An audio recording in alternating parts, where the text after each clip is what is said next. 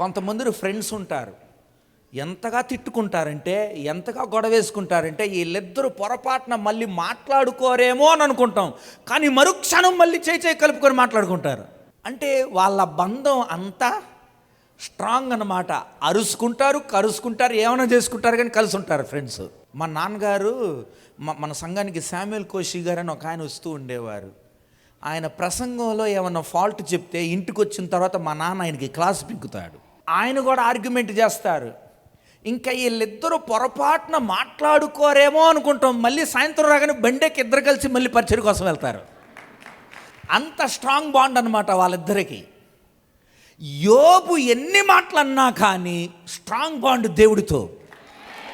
Okay, అదండి సంబంధం, అదండి స్నేహ సంబంధం. అంటే యోబు తన వేదన్ని వ్యక్తపరిచినంత మాత్రాన బలహీనుడు అవ్వలేదు, తన వేదన్ని జెన్యూన్గా చెప్పుకుంటున్నాడు.